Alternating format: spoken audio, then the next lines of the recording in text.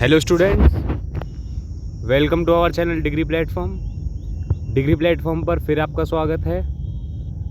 तो आज की वीडियो में हमारे बीकॉम जी के सब्जेक्ट कोड BCOS 184 के कुछ वो क्वेश्चंस जिनसे पूरा एग्ज़ाम डिज़ाइन होगा।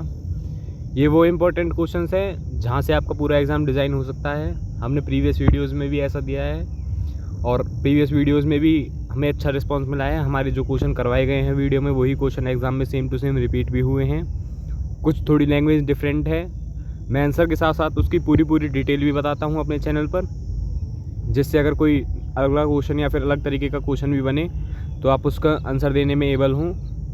तो फिर चलिए चलते हैं आज की वीडियो में। हमारे बीकॉम जी के सब्जेक्ट कोड BCOS 184 जो कि है ई-कॉमर्स, और ये दिसंबर 2022 का मैंने इसलिए पेपर लिया है क्योंकि इसमें ही वो इम्पोर्टेंट क्वेश्चन है जिनसे आपका आने वाला एग्ज़ाम डिज़ाइन हो सकता है। तो बिना किसी देरी के चलिए स्टार्ट करते हैं आज की वीडियो और चलते हैं आज के पहले क्वेश्चन की तरफ। वीडियो में आगे जाने से पहले मैं आपको बता दूं, चैनल को सब्सक्राइब कर लीजिएगा, वीडियो को लाइक शेयर और कमेंट्स में अपने सुझाव दीजिएगा, जिससे आने वाली वीडियो में हम थोड़े मोटिवेट रहें और हमको पता चले कि आपको वीडियोज़ में क्या चाहिए। तो फिर बिना किसी देरी के चलिए स्टार्ट करते हैं, चलते हैं पहले क्वेश्चन की तरफ। आज की वीडियो का जो पहला क्वेश्चन है वो है, what do you mean by business model, explain the key elements of a business model. Hindi में। वीडियो का फॉर्मेट बाइलिंगुअल होगा, मैं हर वीडियो में बताता हूँ। तो हिंदी में जो क्वेश्चन है वो है, व्यवसाय मॉडल से आप क्या समझते हैं, एक व्यवसाय मॉडल के प्रमुख तत्वों का व्याख्या कीजिए। यानी कि what do you mean by business model, explain the key elements of a business model. चलते हैं डायरेक्ट आंसर की तरफ। मैं सारी डिटेल बता दूंगा। बिजनेस मॉडल्स में जैसे भी क्वेश्चन बनेंगे आपके उसको करने में केपेबल होंगे।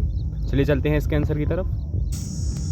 तो जो हमारा क्वेश्चन था कि बिजनेस मॉडल क्या होता है और उसके की एलिमेंट्स क्या हैं, तो चलिए स्टार्ट करते हैं आंसर को। A business model is like a business plan conceived by a company so that the company has an edge over its competitors and can make a profit, but it is over and above a business plan too. It is also about specifying exact strategies and approaches for initiating or sustaining the proposed business plan. Its key focus stays on sustaining the proposed business by specifying ways and means to create ongoing values of a desired customer.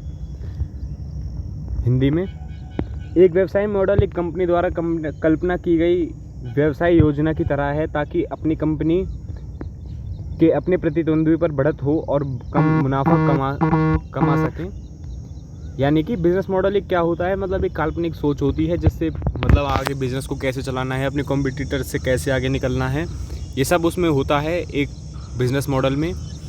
और जो की question need to answer include, यानी कि जो हमारे answer हो सकते हैं वो क्या हैं।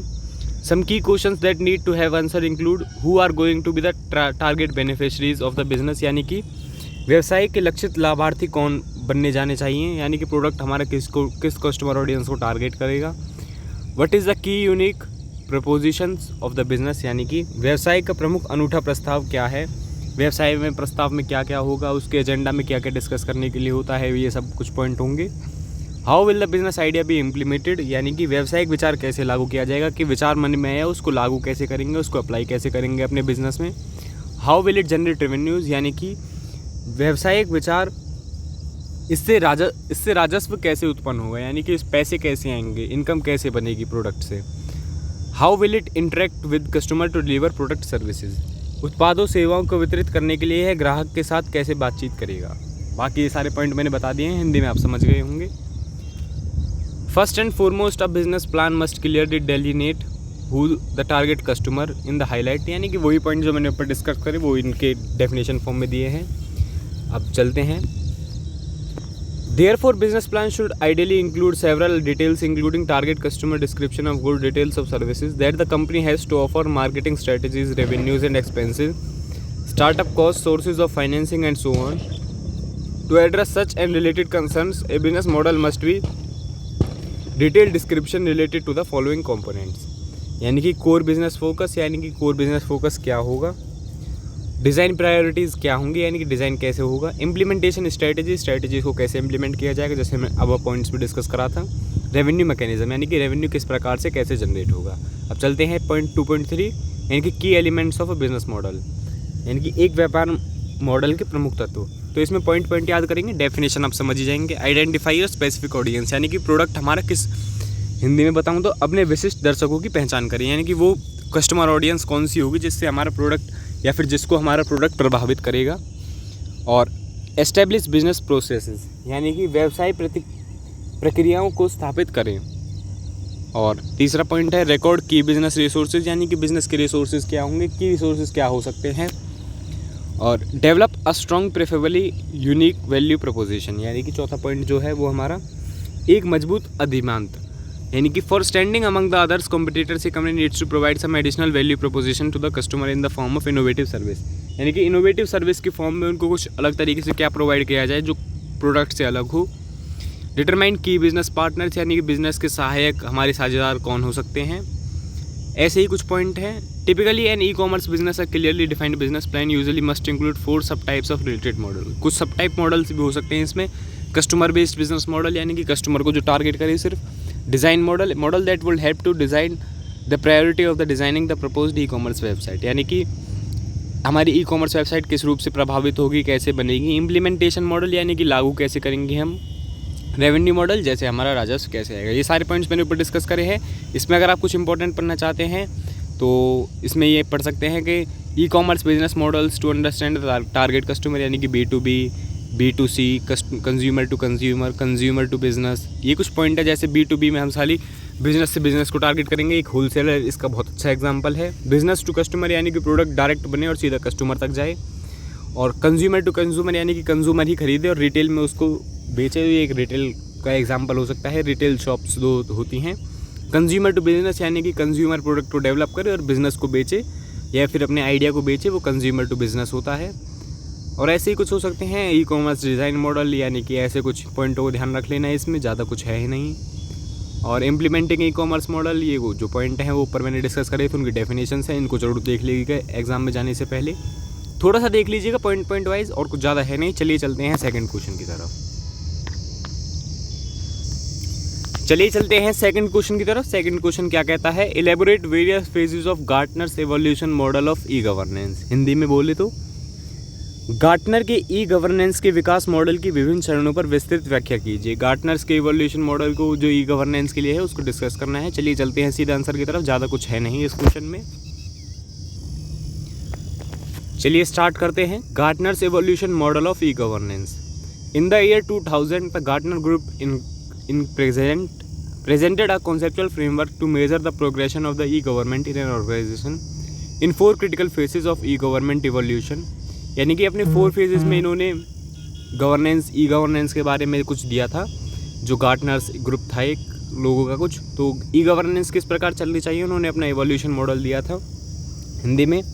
वर्ष 2000 में गार्टनर ग्रुप इंक ने एक संगठन में ई गवर्नमेंट के 4 महत्वपूर्ण चरणों में ई गवर्नमेंट के विकास की प्रगति को मापने के लिए एक वैचारिक रूपरेखा प्रस्तुत की, अर्थात सूचना, बातचीत, लेन देन और परिवर्तन, ऐसे कुछ कर इन्होंने दिया था। तो चलिए स्टार्ट करते हैं। जो पहला फेस होगा उसमें एनेबलर और ट्रांसफॉर्मर इन्वॉल्व होंगे।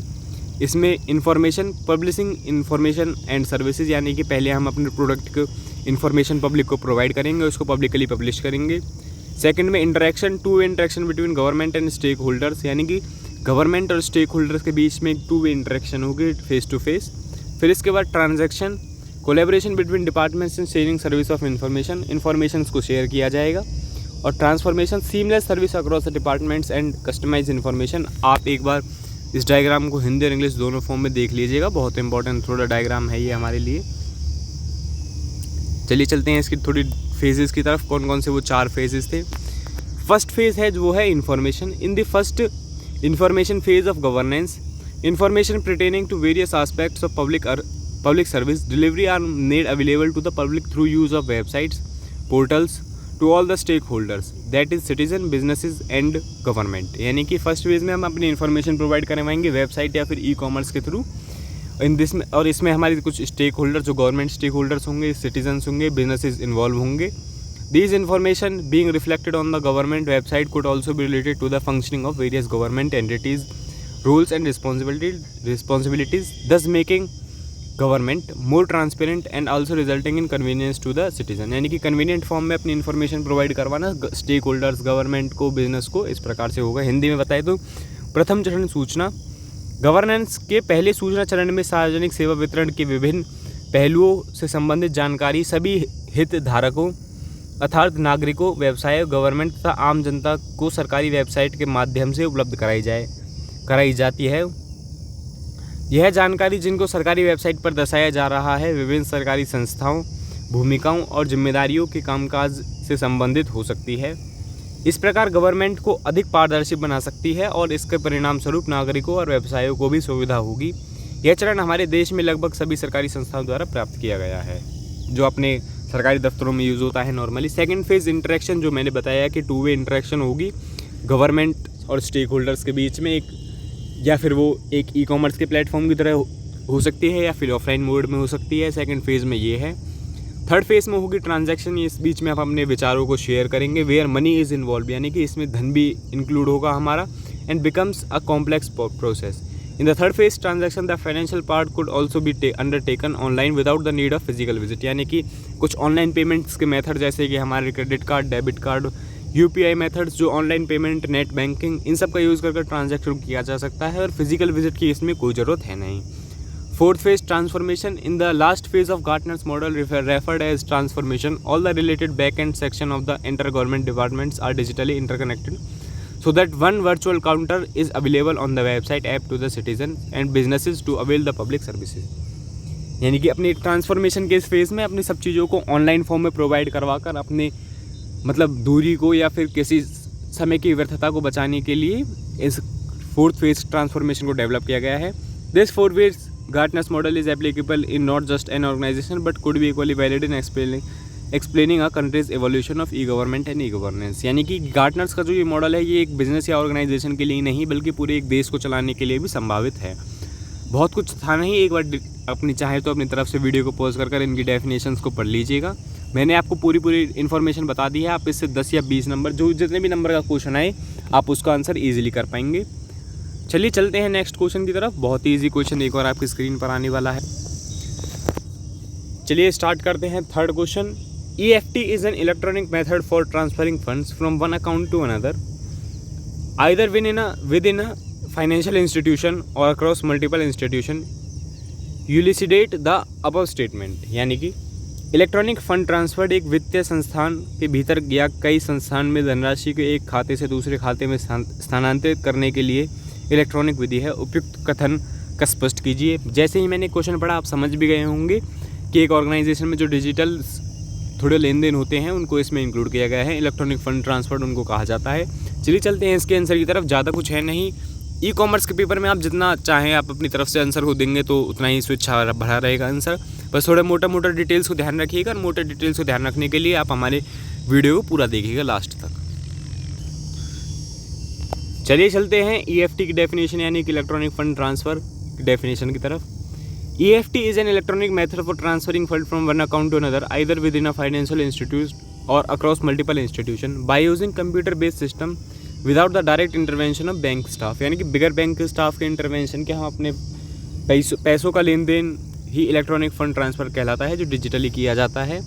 Example of EFT include receiving cash out on ATM, यानी कि ATM से पैसा निकालना भी एक EFT का एग्जाम्पल है। Then placing a stock by order by using the telephone, यानी कि फ़ोन का इस्तेमाल कर स्टॉकों का खरीदना बेचना। और electronic payments are becoming more popular these days as they allow users to transfer fund by various online modes and eliminate any sort of geographical barriers. The ease of transferring money online helps in making most out of online banking services for transferring money. Bank provides multiple options based on various factors and needs of the customers. Few of them are National Electronic Fund Transfer यानी कि NEFT, Real Time Gross Settlement RTGS, Immediate Payment Service IMPS, etc. Based on the value or speed of the transfer, service availability and the other factors, each mode of transfer has other kinds of features। यानी कि इसमें NEFT, RTGS यानी कि UPI payments का example भी लिया जा सकता है इलेक्ट्रॉनिक फ़ंड ट्रांसफ़र में। आप जैसे फ़ोनपे, पेटीएम, गूगल पे, भारत पे, जिस प्रकार के भी जिनको भी यूज़ करते हैं वो सारे ही इलेक्ट्रॉनिक फ़ंड ट्रांसफ़र के एग्जांपल हैं। यानी कि जैसे ATM से पैसे का लेन देन। Out of various modes of online fund transfer, digital wallets, UPI etc. NEFT, RTGS are typically the most popular. In order to initiate a fund transfer, the originator or remitter is required to have the basic account details of the beneficiary. यानी कि basic bank account details को लेकर ही हम उसके account में पैसे का लेन देन कर सकते हैं. The important factor distinguish the online fund transfer methods on various parameters are fund value, यानी कि जो फंड की वैल्यू है जिसको आप शेयर करना चाहते हैं, जिसको प्राप्त करना चाहते हैं. टाइमिंग्स, यानी कि सर्विस अवेलेबिलिटी, आपके ऑनलाइन EFT की अवेलेबिलिटी 24 घंटे 7 दिन होती है. और फंड सेटलमेंट स्पीड, यानी कि after considering the fund value the most often an individual look into the settlement speed factor. Each of the fund transfer method come with the different speed of fund settlement, यानी कि आपका जितना बड़ा amount होगा उसमें अलग समय लगेगा, जितना छोटा टाइम होगा उसमें अलग, जितना छोटा फंड होगा उसमें अलग टाइम लगेगा. चार्जेस इन अकॉर्डेंट, यानी कि फ़ंड के कुछ परसेंटेज पर, जैसे फ़ोनपे और अदर्स यूज़र्स अदर एप्लीकेशंस होती हैं, ये 1% चार्ज करती हैं. हर फंड का साइज़ डिपेंड करता है. अगर आप 1 लाख तक करते हैं तो 1%, 2 लाख तक 2%, ऐसे कुछ कर पैरामीटर सेट होते हैं. मैं एग्जांपल बता रहा हूँ आपको, एक चार्जेस में आ जाते हैं ये. ट्रांजैक्शन लिमिट्स, यानी कि 24 घंटे के लिए आपकी कुछ ट्रांजैक्शन लिमिट्स, या फिर 7 दिन के लिए कुछ ट्रांजैक्शन लिमिट्स, या फिर 1 महीने के लिए कुछ ट्रांजैक्शन लिमिट सेट होती हैं इनके लिए. बस इतना ही था इसमें. आप एक बार डेफिनेशंस को पढ़ लीजिएगा. मैंने मोटा मोटा डेफिनेशंस आपको बता दिया है. मैं आपको किताब को रटवाने नहीं आया हूँ, बस मैं आपको समझाने आया हूँ कि आपको आंसर कैसे लिखना है एग्ज़ाम में. चलिए चलते हैं थर्ड क्वेश्चन की तरफ, जो कि थर्ड क्वेश्चन का बी पार्ट होगा. चलिए स्टार्ट करते हैं थर्ड क्वेश्चन के बी पार्ट को. चलिए स्टार्ट करते हैं थर्ड क्वेश्चन के बी पार्ट को. Differentiate between NEFT, RTGS and IMPS. NEFT, RTGS और IMPS में अंतर की व्याख्या कीजिए. ज़्यादा कुछ है नहीं, मैंने अभी आपको ये समझाया था कि नेफ्ट क्या होता है, RTGS क्या होता है, IMPS क्या होता है. थोड़े थोड़े डेफिनेशन को देख लेंगे इनके. ये सभी EFT का एग्जाम्पल हैं. चलिए चलते हैं इसकी थोड़ी डिफरेंशिएशन की तरफ. चलिए स्टार्ट करते हैं इसके आंसर को. देखिए नेफ्ट क्या है. NEFT is the most commonly used online payment option to the transfer money from one bank account to another. Usually salary transferred by companies are done using NEFT. यानी कि जब एक बैंक अकाउंट से दूसरे bank account में पैसा डालना हो, ये नेफ्ट कहलाता है. नेफ्ट का एक बहुत ही अच्छा एग्जांपल हमारा सैलरी से रिलेटेड है. जब एक एम्प्लॉयर अपने एम्प्लॉय के अकाउंट में सैलरी डालता है तो वो भी नेफ्ट के थ्रू ही डालता है. द फंड्स आर ट्रांसफर्ड और on a deferred settlement basis which implies that the money is transferred in the batches. There is no maximum limit but this is depends from one bank to another. For instance, the retail banking limit set by SBI is rupees 10 lakhs. Based on the amount being transferred, the bank can charge an amount from 2.5 to 25 rupees. The amount can be transferred only during the bank working days. The transactions cannot be completed. यानी कि NEFT के लिए कुछ limit sets होती हैं. ये हर bank के ऊपर डिपेंड करता है. जैसे SBI में 10 लाख रुपीज़ तक के नेफ्ट पर लिमिट सेट है, जिसके लिए वो 2.5 से 25 रुपये तक चार्ज करते हैं. नेफ्ट में कुछ रिक्वायरमेंट्स होती हैं, जैसे रेसिपेंट्स नेम और रेसिपेंट्स बैंक नेम और रेसिपेंट्स अकाउंट नेम और IFSC codes of the beneficiary bank. यानी कि रेसिपेंट जिसके अकाउंट्स में पैसे जाने हैं उसका नाम, उसका बैंक का नाम और फिर बैंक का अकाउंट नंबर और IFSC कोड बेनिफिशियरी के लिए. RTGS में क्या होता है. Money can be transferred from one bank to another on a real time basis using real time gross settlement और RTGS method. There is no maximum transfer limit but minimum is rupees 2 lakhs.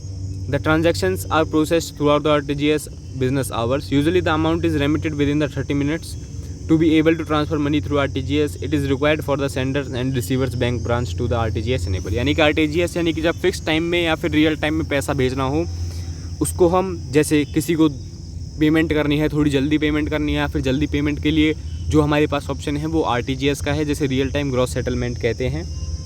Hindi में इसे बोला जाए तो ये real time gross settlement ही कहलाता है. और इसकी जो मिनिमम लिमिट है वो 2 लाख रुपए है. मैक्सिमम पर कोई भी लिमिट नहीं है, आप कितना भी भेज सकते हैं और 30 मिनट्स के अंदर आपका ये पैसा ट्रांसफ़र हो जाता है. इसमें बैंक की ब्रांच रेसिपेंट की और जो सेंडर है उसकी बैंक के ब्रांच की ज़रूरत पड़ती है. But still it will not cost you more than ₹30 for the transaction up to ₹5 lakh, क्योंकि 5 लाख से ऊपर के RTGS पर बस 30 रुपये की पेमेंट आपके लिए करती है. और जो रिक्वायरमेंट्स है इसके लिए वो है अमाउंट टू बी सेंड, यानी कि कितना अमाउंट भेजना है, account number of the remitter और सेंडर यानी कि अकाउंट नंबर जो पैसे भेज रहा है, नेम ऑफ द रेसिपेंट और बेनिफिशियरी जिसको पैसे भेजे जा रहे हैं उसका नाम, account number of the beneficiary जिसको पैसे भेजे जा रहे हैं उसका account number, beneficiary's bank and branch name, IFSC code of the receiving branch, sender to receiver information if any. ये कुछ रिक्वायरमेंट्स हैं. और IMPS को देख लेते हैं जल्दी.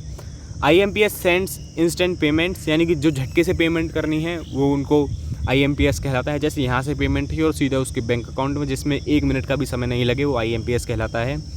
ये you can make the transaction 24 घंटे 7 दिन और 365 दिन साल के across the bank including bank weekends and bank holidays, यानी कि वीकेंड और बैंक हॉलीडेज़ पर आप अपने IMPS को भेज सकते हैं।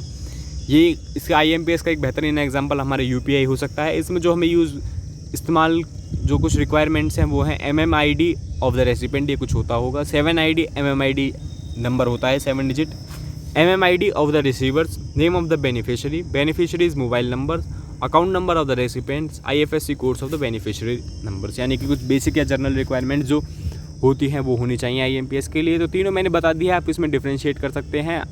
हमारा नेफ्ट जो 10 लाख रुपए तक की मिनिमम मैक्सिमम ट्रांजैक्शन के लिए किया जाता है वो हमारा नेफ्ट होता है, इसको सैलरी भेजने के लिए मैक्सिममली यूज़ किया जाता है।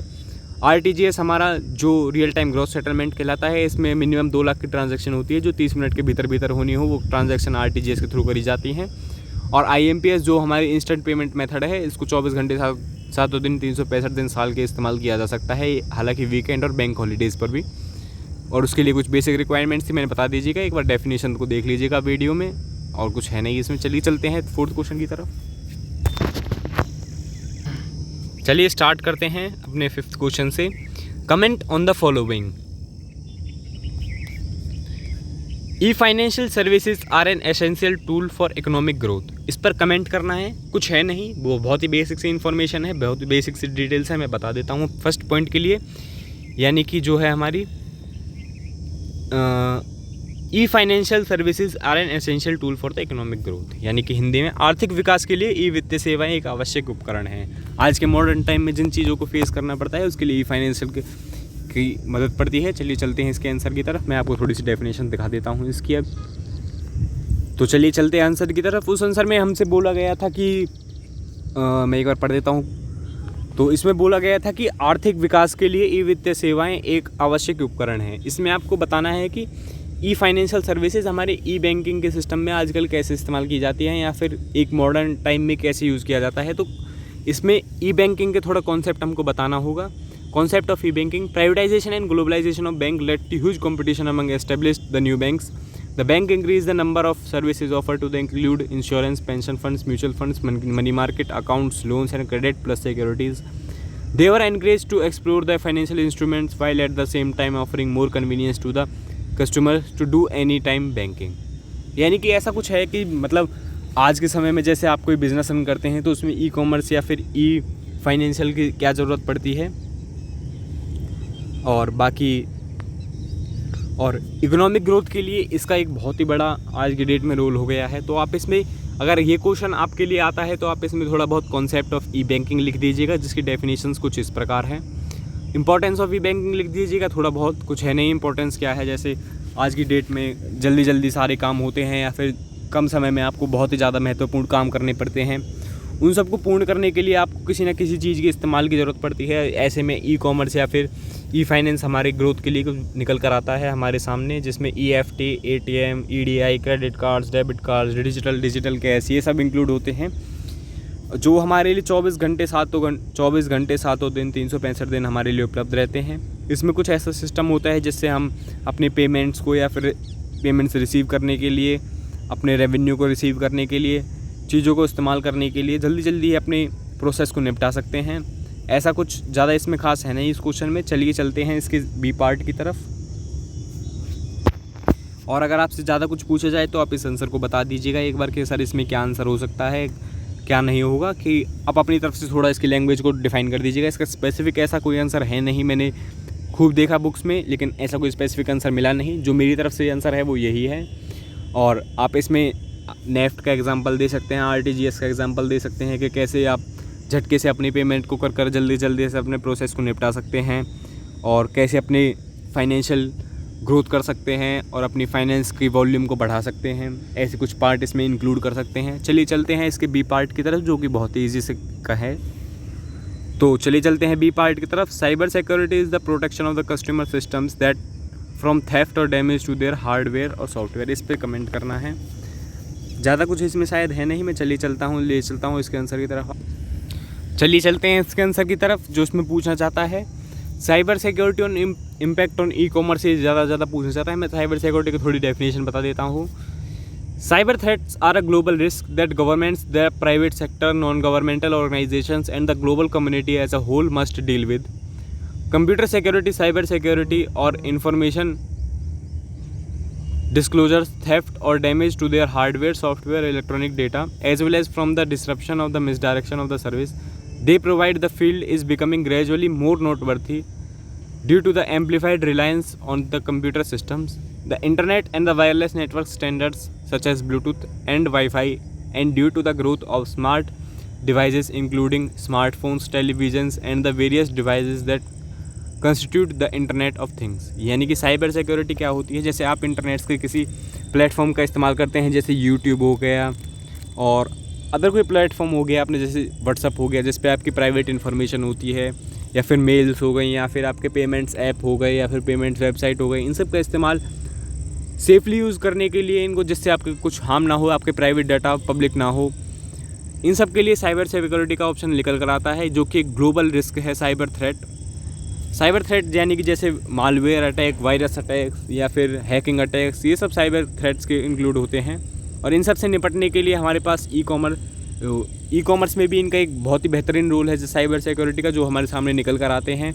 और इनसे बचने के लिए आपको साइबर सिक्योरिटी का ऑप्शन अपनाना पड़ता है, जिससे जैसे बोला जाए तो आपके damage to their hardware, software, electronic data, as well as disruption of the misdirection of service they provide. इन सब से बचने के लिए साइबर सिक्योरिटी का ऑप्शन निकल कर आता है। साइबर सिक्योरिटी का इम्पैक्ट आजकल ई कॉमर्स पर भी देखने को मिलता है, जैसे कि ई कॉमर्स में हमारी अमेज़ॉन और फ्लिपकार्ट काम करती है। इन सब से बचने, ये मालवेयर अटैक से बचने के लिए और वायरस अटैक से बचने के लिए हम साइबर सिक्योरिटी का इस्तेमाल करते हैं। इसमें ये सब कहना चाहता है। इसके डेफिनेशन को थोड़ा पढ़ लीजिएगा, ज़्यादा कुछ है नहीं। इम्पैक्ट ऑन ई कॉमर्स पढ़ लीजिएगा अगर क्वेश्चन आ सकता है तो। और ये कुछ डायग्राम है ऐसा रिलेटेड, और ज़्यादा कुछ है नहीं। 5 नंबर में आप नहीं लिख लीजिएगा, बहुत रहेगा, आपके 5 नंबर पूरे मिल जाएंगे आपको। चलिए चलते हैं थर्ड पार्ट की तरफ। थर्ड पार्ट में क्या बोल रहा है, websites are an important component of business these days. यानी कि वेबसाइट्स हमारे बिजनेस के लिए कैसे इंपॉर्टेंट है, मैं आपको यहीं पे बता देता हूँ इसका। वेबसाइट जो कि आज ही देख लीजिएगा, मैक्सिमम बिजनेस ऑनलाइन ही हो चुके हैं। सब चीज़ आपको आपके फ़ोन या फिर लैपटॉप या फिर कंप्यूटर साइट पर आपको प्रोवाइड कर दी जाती है। वेबसाइट की क्या इंपॉर्टेंस है ये आपको भी पता है, जैसे कि हमारे प्रोडक्ट को पब्लिश करने के लिए, मार्केटिंग के लिए, एडवर्टाइजिंग के लिए, और प्रोडक्ट को सेल करने के लिए, जैसे अमेज़ॉन और फ्लिपकार्ट, या फिर कुछ भी काम करने के लिए वेबसाइट का इस्तेमाल किया जाता है। एक वेबसाइट हमारा एक वेब एड्रेस होता है, जिससे आप बता सकते हैं कि हमारा बिज़नेस किस चीज़ में डील कर सकता है। अगर कोई व्यक्ति आपकी वेबसाइट को विजिट करता है तो वो आपकी पूरी जानकारी ले सकता है कि ये बिज़नेस किस रिलेटेड है, except private data. Public data को पूरी को स्क्रॉल कर आपकी डिटेल पा सकता है, जिससे आप अपने बिज़नेस की वॉल्यूम्स को ऑफलाइन और ऑनलाइन मोड में दोनों में बढ़ा सकते हैं। ज़्यादा कुछ इसमें है नहीं। चलिए चलते हैं इसके फोर्थ पार्ट की तरफ। फोर्थ पार्ट में क्या कहता है, payment gateway is an essentially a bridge और connection pathway between the customers and the relevant financial institution. यानी कि भुगतान गेटवे अनिवार्य रूप से ग्राहकों और संबंधित वित्तीय संस्थानों के बीच एक सेतु या संपर्क का मार्ग है। तो पेमेंट गेटवे क्या होता है ये सब डिस्कस करना चाहते हैं इसमें। चलिए चलते हैं इसकी डेफिनेशन की तरफ थोड़ा। चलिए देखते हैं पेमेंट गेटवे क्या होते हैं। In our preceding head, we have seen that how the online payments are fast and well situated when we compare the stereotype payment system, and on the other hand, it is the need of the hour with the frame of mind to buy products and services by crossing territorial boundaries. If you are a seller, you can put up your product for sale to everybody in the world using decent internet connection. यानी कि आप अपने product को बेचने के लिए boundaries में situated नहीं रह जाते हैं। अलग अलग बाउंड्रीज में जाकर आप अपने प्रोडक्ट को सेल कर सकते हैं। देश में, विदेश में, घर में, बाहर, कहीं भी आप अपने प्रोडक्ट को सेल कर सकते हैं। The noteworthy factor which works as a driving force over and above the smartphone is the payment gateway. This particular subhead is going to answer the certain frequently asked question such as whether it is safe to transact through payment gateway, does it make logic. Payment gateway मोटा मोटा मैं बता दूँ आपको क्या होता है। Payment gateway वो रास्ता होता है जहाँ से आप अपने इलेक्ट्रॉनिक फ़ंड ट्रांसफ़र की प्रक्रिया को पूर्ण करते हैं, जैसे कि फ़ोनपे, पेटीएम. जैसे आपने अभी कोई फॉर एग्जांपल आपने कोई प्रोडक्ट फ्लिपकार्ट से बाय करा और आपने उसको परचेज़ कर लिया और आपने उसके प्रोडक्ट की ऑनलाइन पेमेंट मेथड को इस्तेमाल करा और कार्ड से आपने पेमेंट करी, तो आप जब उसकी पेमेंट ऑप्शन पर जाएंगे तो आपको कार्ड का ऑप्शन दिया हुआ होगा, जहां आप जाकर अपने पेमेंट के प्रोसीजर को कंप्लीट कर सकते हैं. Today many businesses have moved away from traditional payment methods such as direct bank transfer to payment gateways because they enable instant payment। यानी कि पेमेंट गेटवे से एक जो हमारे लिए फ़ायदा है वो है इंस्टेंट पेमेंट। पेमेंट गेटवे से आप बैंक के जो लंबे प्रोसीजर होते हैं उनसे बच जाएंगे, जैसे पहले पैसा जमा करना फिर उसको सेंड करना। डायरेक्टली आप अपने पेमेंट गेटवे से अपने अकाउंट से दूसरे बैंक अकाउंट में पैसा इंस्टेंटली भेज सकते हैं। Credibility of merchants, real time payment, securities and other benefits. इसमें security as compare to other platform से ज़्यादा मिलती है, इसलिए पेमेंट गेटवे का इस्तेमाल आजकल एक सेतु के रूप या फिर ब्रिज के रूप में ग्राहकों के और बिजनेसेस के बीच में हो गया है। चलिए स्टार्ट करते हैं इसके अगले क्वेश्चन को। चलिए चलते हैं आज की वीडियो के लास्ट क्वेश्चन की तरफ, जिसके थोड़े 3 सब पार्ट हैं जो इम्पॉर्टेंट हैं, जिसमें एक है hosted payment gateway and self hosted payment gateway, और information security and cyber security, और offences and punishment related to cyber crime. चलिए चलते हैं इसके सब पार्ट की तरफ। होस्टेड पेमेंट गेटवे और सेल्फ होस्टेड पेमेंट गेटवे क्या होता है। चलिए पहले देखते हैं hosted payment gateways. Hosted payment gateways यानी हिंदी में एक बार मैं बताऊं तो आपको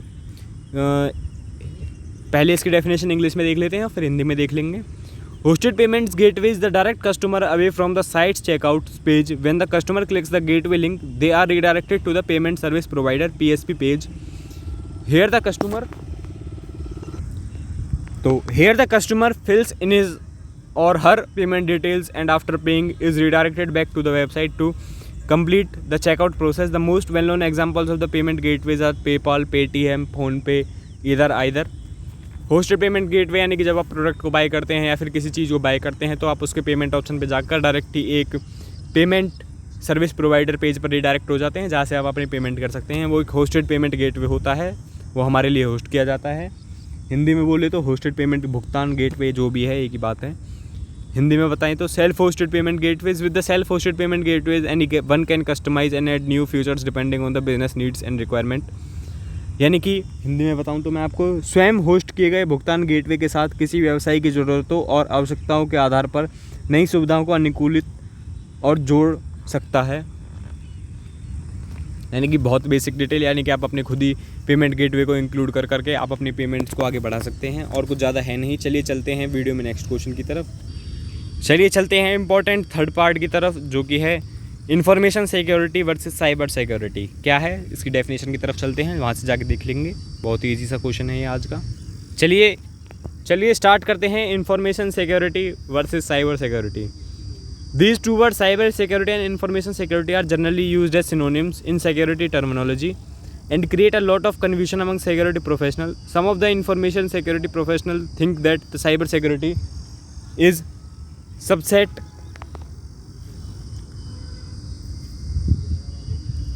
of information security, while others think the opposite. So to clear this confusion, let's start the data security.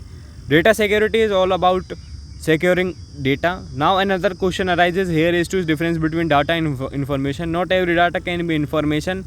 Data can be called as information when it's interpreted in a context and given meaning. For example, 1404198 is a data and we know that this is a date of birth of a person.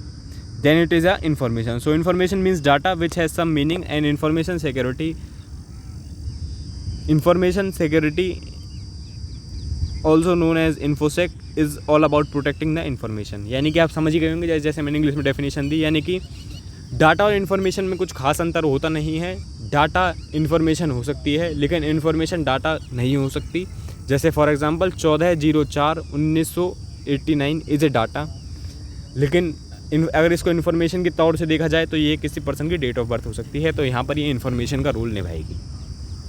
और The CIA combination has become the de facto standard।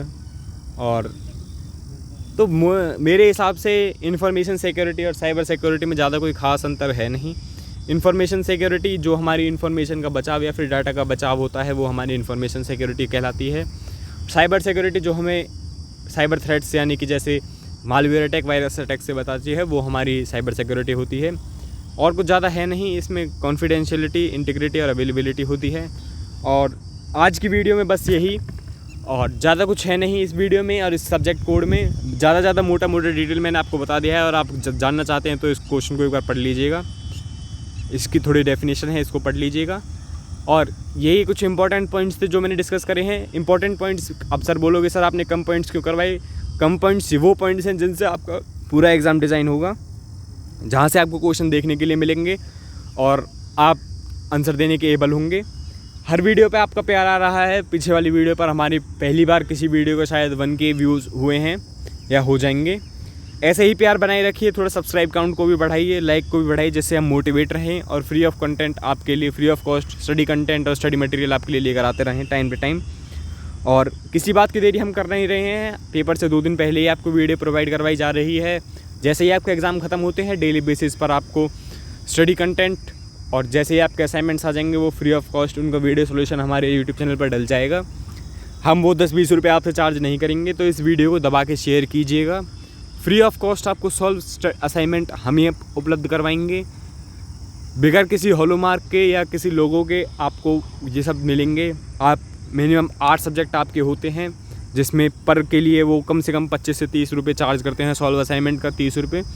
वही cost आपकी 250 से 500 रुपये जाकर बैठती है, और जो कि एक स्टूडेंट के लिए बहुत ही ज़्यादा कॉस्ट है। और इस कॉस्ट को डिटेंड करने के लिए हम आपके लिए free of cost study material लेकर आएंगे और सॉल्व असाइनमेंट लेकर आएंगे। तो बस आज की वीडियो में इतना ही, मिलते हैं आपसे नेक्स्ट वीडियो में। तब तक के लिए जय श्री राम, जय हिंद।